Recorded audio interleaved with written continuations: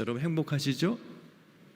유엔에서 몇 년 전에 어느 나라 사람들이 제일 행복한가 조사를 했습니다. 수억 명에게 설문조사를 했습니다. 행복과 여러 요인들의 상관관계를 조사해 당연히 경제적으로 어떤 관계가 있는가 물어봤고, 또 건강해야죠. 몸이 또 건강해야 행복하니까. 근데 색다른 질문을 던졌습니다. 당신은 지금 급한 일이 생겨서 전화를 하면 당장에 달려올 사람이 있는가? 행복한 나라, 노르웨이, 덴마크 이런 분들은 90% 이상이 나 그런 사람 있어요. 전화하면 금방 달려와요. 우리나라는 OECD 국가 중에 꼴찌에서 두 번째, 터키가 꼴찌고 우리나라가 꼴찌에서 사람이 없다는 거죠. 행복학이라는 학문이 발전이 됐고, 지금 하버드 대학에서 수강생이 제일 많은 과목이 행복학입니다. 저도 그 책을 읽어봤는데 70년 동안 연구를 했어요. 하버드 대학이면 좋은 대학이죠. 졸업생들이 행복하게 살고 있는가 그랬더니 예상한 대로 행복한 사람도 있지만은 불행한 사람, 감옥 간 사람, 정신병 걸린 사람, 다양한 졸업생들이 나왔어요. 도대체 똑같이 공부 잘하는 애들이 들어와서 졸업했는데 이 사람은 행복하고 이 사람은 불행해졌는가? 가장 큰 차이점이 인간관계였습니다.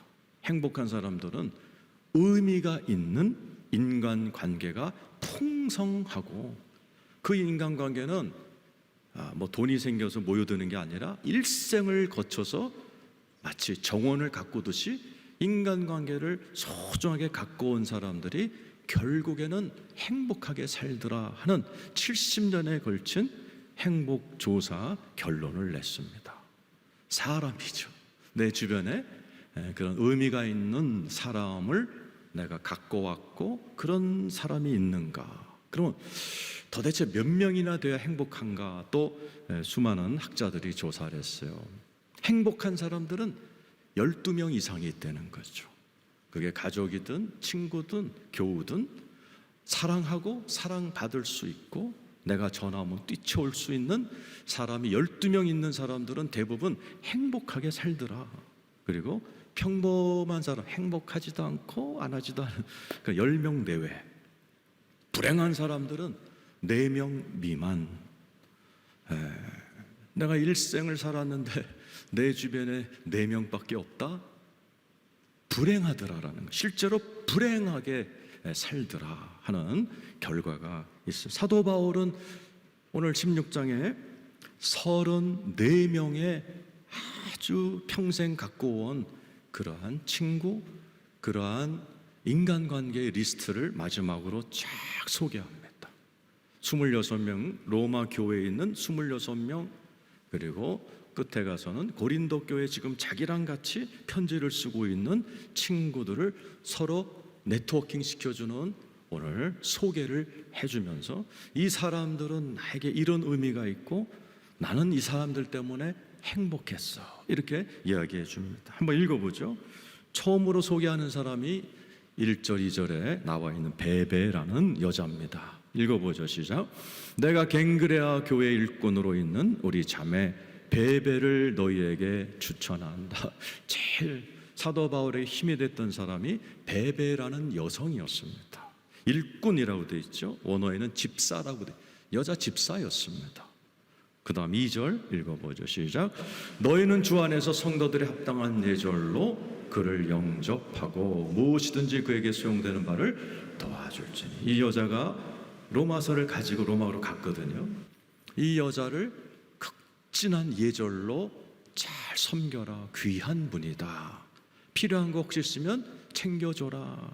이는 그가 여러 사람과 나의 보호자가 되었습니다. 저 보호자란 말이 스폰서, 후원자란 뜻입니다. 이 베베는 여자 사업가였습니다.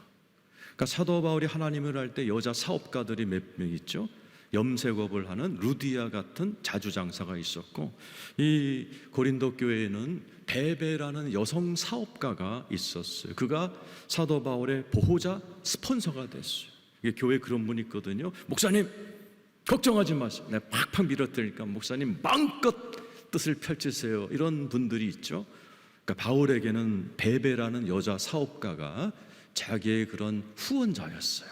그러니까는 너무 감사하고 고마우니 베베가 로마서를 들고 로마로 간다.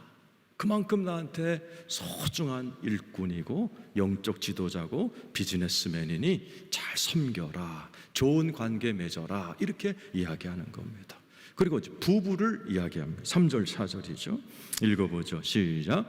너희는 그리스도 예수 안에서 나의 동역자들인 브리스가와 아굴라에게 부부입니다. 브리스가는 로마 귀족의 딸이에요. 아굴라는 유대인 남편입니다. 브리스가가 나이가 더 많았어요. 최초의 국제 결혼이고 최초로 나이 많은 누나랑 결혼한 커플이에요. 그런 커플. 그런데 이 부부가 바울에게 일생을 함께했던, 동고동락했던, 또 같이 텐트 메이커였어요. 오늘날 건축업을, 인테리어업을 같이 했어요. 바울도 인테리어업자, 이 부부도 인테리어업자. 같이 여행을 다니면서 좋은 일을 많이 했고, 바울이 어려울 때 목숨을 걸고 이 부부가 지켰던 이야기를 합니다. 4절 읽어보죠.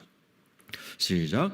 그들은 내 목숨을 위하여 자기들의 목까지도 내놓았나니 나뿐 아니라 이방인의 모든 교회도 그들에게 감사. 에베소 교회에 있을 때 사도 바울이 맞아 죽을 뻔했거든요.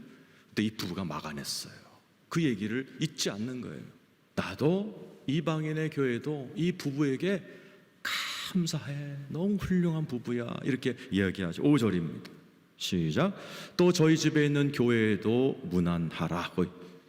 이 부부는 또 가는 곳마다 교회를 개척했어요. 참, 이 당시의 교회는 이런 교회가 아니고 가정교회였습니다.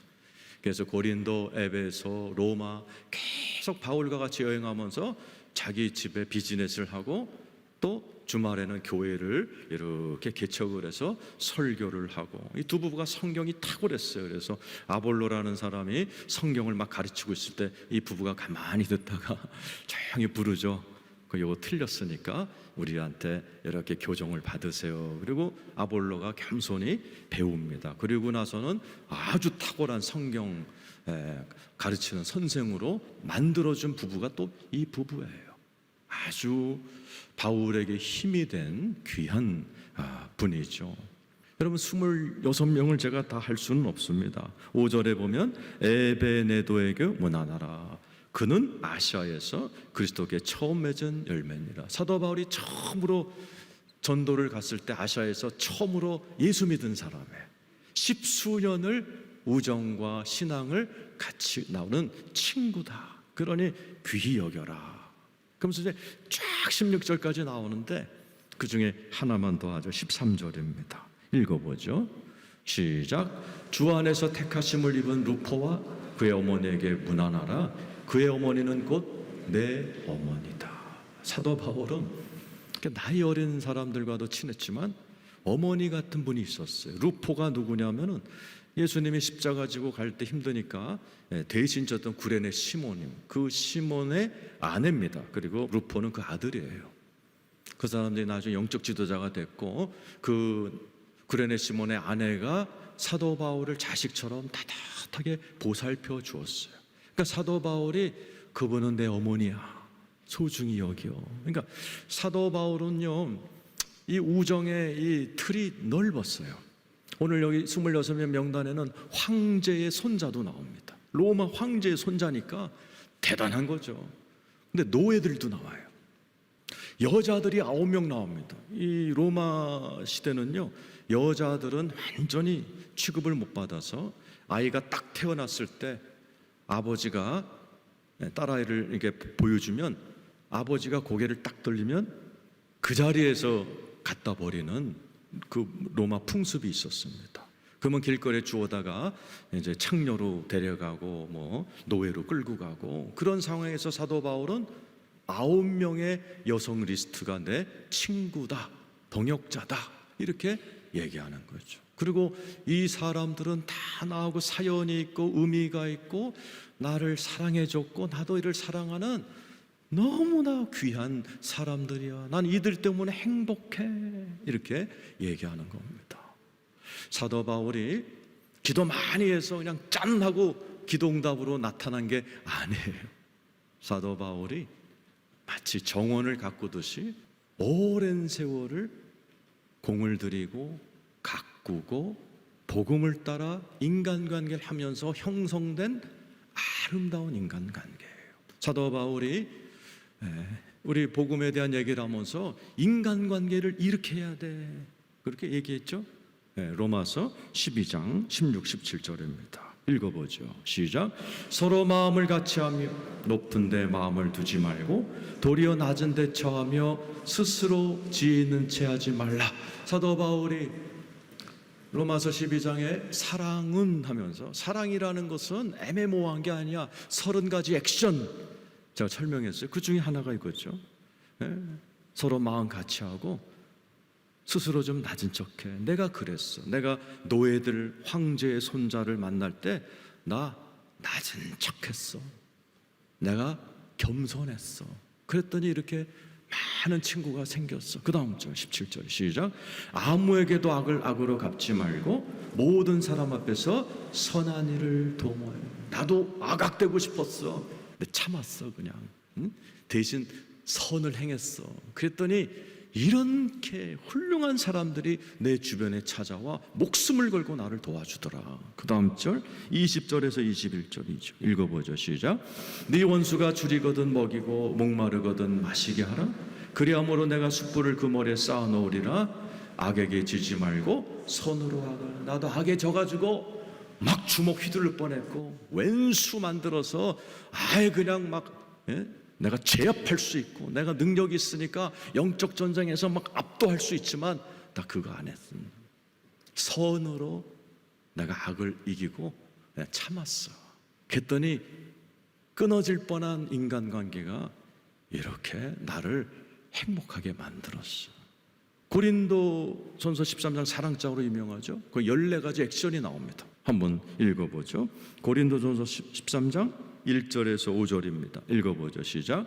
내가 사람의 방언과 천사의 말을 할지라도 사랑이 없으면 소리나는 구리와 울리는 꾀. 방언하고 막 예언하는 거 사모하는 분죠. 아무리 그래도 사랑이 없으면, 여러분 가정이 사랑의 가정이 되지 않으면 그거 발장 헛짓한 거다라는 거죠. 그 다음 절이죠. 시작. 내가 예언하는 능력이 있어 모든 비밀과 모든 지식을 알고 또 산을 옮길 만한 모든 믿음이 있을지라도 사랑이 없으면 내가 뭐 믿음이 대단해가지고 뭐 큰 업적을 이루고 뭐 교회에서 목사 장로지만 너 교회에서 아무도 사랑해주지 않고 사랑할 대상이 없이 너 교회에서 외톨이로 다니면 그거 다 헛짓한 거다, 이렇게 얘기하는 겁니다. 그 다음 절 읽어요. 시작. 내가 내게 있는 모든 것으로 구제하고 내 몸을 불사르게 내줄지라도 사랑이 없으면 내게 한다. 순교를 한다 한들 네가 사랑으로 하지 않으면 그것은 다 헛짓한 거야. 순교를 하더라도 사랑으로 해야지. 네 아내와 남편 사랑하지 못하면서 순교해? 그런 거는 아무 가치가 없는 엉터리 신앙이야, 이렇게 얘기해 주는 겁니다. 그러면서 4절부터 14가지 액션을 얘기하죠. 읽어보죠. 시작. 사랑은 오래 참고 사랑은 온유하며 시기하지 않고 사랑은 자랑하지 않고 교만하지 않고. 내가 오래 참았어. 바울이 다혈질이거든요. 아마 성질대로 부렸으면 아마 사도 바울은 외로운 외톨이, 외로운 늑대처럼 아주 그냥 독거노인처럼 살다 죽었을 거예요. 이렇게 풍성한 인간관계를 만든 것은 내가 오래 참았어. 온유했어. 5절 읽어보면 시작. 무례히 행하지 않아. 난 얼마든지 사도고 하늘 갔다 왔고 얼마든지 사람들 노예 여자 앞에서 무례하게 내가 할 수 있었지만 나 절대로 무례한 행동 안 했어. 이분들 앞에서 겸손했고 예의를 갖췄어. 그랬더니 사람들이 나한테 몰려오고 이분들이 나를 사랑해 주더라. 그런 많은 분들이 다 풍성한 인간관계를 알아요. 뭐 가와만사성 이러면서 집안이 잘 되고 뭐 사랑 얼마나 잘 알아요. 그런데 이런 사랑의 액션을 안 해요. 어떤 분들은 막 그냥 집에서 영적 전쟁만 해. 남편 마음에 안 든다고 남편 등짝에다 막 십자가만 긋고 사탄아 물러가라. 예? 그리고 또 그것도 안 되니까 어디 가서 막 용한 목사한테 예언받아. 예? 불 받고 막 쓰러지고 한다고 되는 게 아니에요. 매일매일의 싸움에 매일매일 내가 성낼 수 있는데 안 내는 거, 내가 매일매일 직장 나가서 무례하게 소리를 질 수 있지만 내가 아주 품위 있게 그 사람을 대하는 거, 부글부글 될 수 있지만 씩 웃는 거, 이게 매일매일 쌓인 거예요.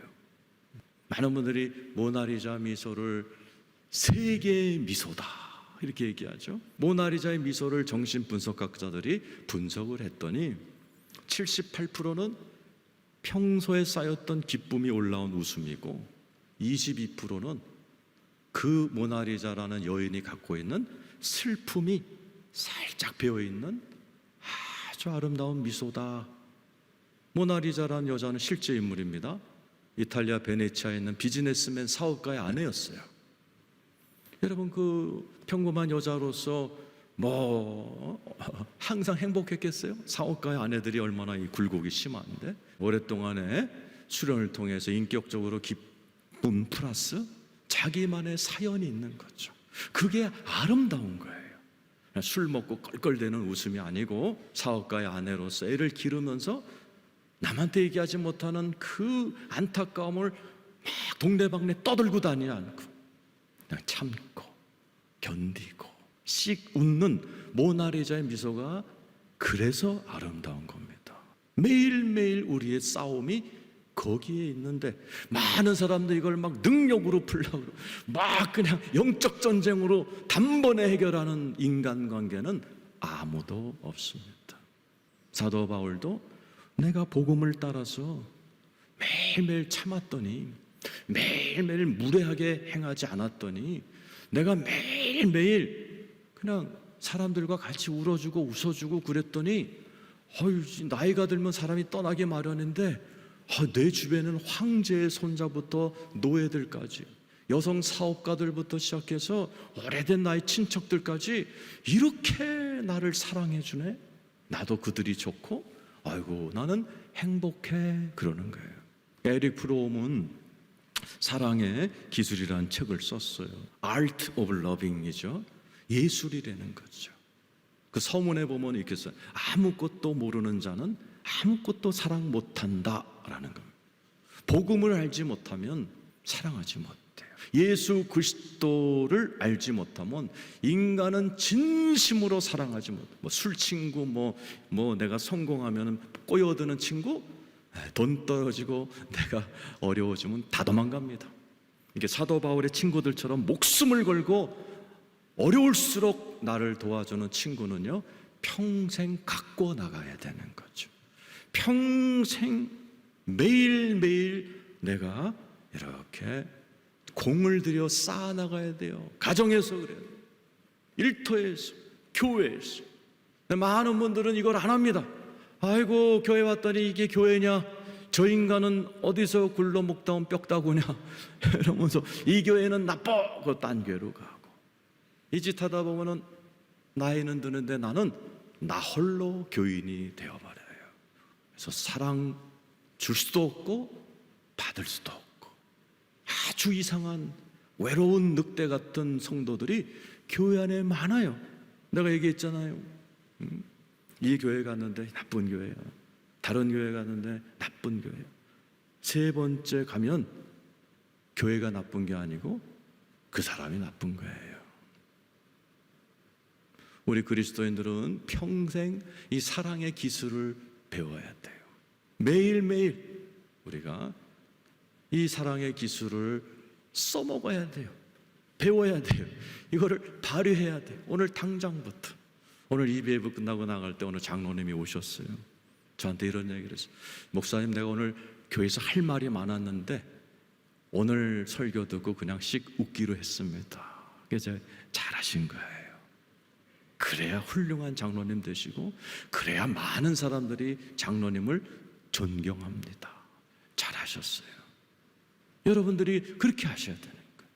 그래야 여러분들이 훌륭한 사람이 되고 훌륭한 아빠 엄마가 되고 훌륭한 남편 아내가 되고 나중에 남편이 아내가 자식들이 그거 알아보고 여러분을 존경하기 시작합니다. 아각되고 성질 나올 때마다 성질 부려대 보세요. 여기 남자들은 독거노인 됩니다.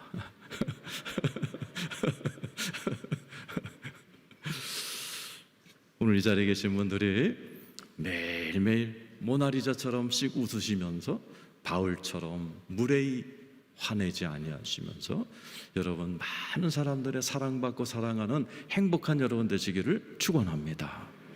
저와 여러분에게서 복음을 들었어요. 그리고 그 복음은 우리를 어떻게 한다고 그랬어요? 26절 후반부에 우리를 26절 후반부 너희를 견고하게 하실, 한번 따라서 합시다. 우리를 견고하게 하실 하나님께 영광을 돌립니다. 하나님이 복음으로 여러분들을 견고하게 하실 축원합니다. 견고한다는 말이 잘 심겨졌다라는 뜻이. 한번 따라서 잘 심겨졌다. 어디에? 저 여러분이 각자 집이 달라요. 각자 부부관계가 달라요. 사는 정도가 다르고 동네가 달라요. 누가 심어놨어요? 하나님이 심어놓은 거예요. 힘든 곳에 시집장가 가신 분들은 자칫 복음을 모르면 거기서 정신병 걸릴 수도 있어요. 일찍 죽을 수도 있어요. 화병나 중병에 걸릴 수도 있어요. 복음을 알면 그곳에서 견고하게 돼요. 하나님의 복음의 은혜를 알게 되면 그곳에서 많은 열매를 맺게 되어 있어요. 사랑, 희락, 화평이라는 내적인 열매부터 시작해서 오늘 나누어드린 그런 많은 사람이라는 열매, 그렇게 속썩였던 시어머니가 내 편이 되어주고 바람피던 남편이 나를 따라 교회 나오고 그렇게 말 안 듣던 아들, 딸들이 하나님의 일꾼이 되는 열매들이 복음으로 말미암아 잘 심겨져 있으면 그런 놀라운 열매들을 맺게 된다라는 거예요. 마태복음 13장 23절이죠. 읽어보죠. 시작. 좋은 땅에 뿌려졌다는 것은 말씀을 듣고 깨닫는 자니 결실하여 어떤 것은 100배, 어떤 것은 60배, 어떤 것은 30배. 내가 복음을 붙들고 탁 버텨만 있으면 나를 통해 30배, 60배, 100배의 열매가 이렇게 나타난다라는 거죠. 믿으시면 아멘 해보세요. 32절. 그래서 나는 이런 존재가 된다는 거예요. 시작. 이는 모든 씨보다 작은 것이로되 자란 후에는 풀보다 커서 나무가 되매 공중의 새들이 와서 그 가지에 곁. 내가 너무 연약한 아내로 시집을 갔어요. 너무나 공격을 당하고 모함을 당하고 미칠 것 같아. 내가 복음을 딱 붙들고 복음 안에 견디면 이상하죠. 내가 매일같이 무례히 행할 수 있지만 무례히 행하지 않기를 선택하고 성낼 수 있지만 성내지 않기로 결단하며 하루하루를 복음을 붙들고 살아갈 때 내가 큰 나무가 된다는 거죠. 그 나를 그렇게 쥐잡듯했던 것들이 어느 순간 내 그늘 아래로 다 들어온다는 거예요. 나로 인해서 그들이 예수를 믿게 되고 나로 인해서 행복해지는 어느덧 내가 큰 나무로 성장해 있다라는 거예요. 오늘 이 자리에 계신 여러분들, 여러분 각자의 처소에서 힘들 수 있어요. 복음을 알면 여러분들에게 큰 그늘이 될 수 있고 모나리자처럼 웃을 수 있어요. 복음을 모르면 정신병 걸릴 수도 있어요. 환장할 수도 있어요. 그 사도 바울이 오늘 말씀을 마지막으로 전하면서 복음이 너희를 잘 심겨주게 하고 자라게 하고 큰 나무가 되게 해서 결국은 수많은 사람들이 네 그늘로 들어오는 너는 참 훌륭한 그리스도인이 될 거다. 그러니 예수 붙들어라.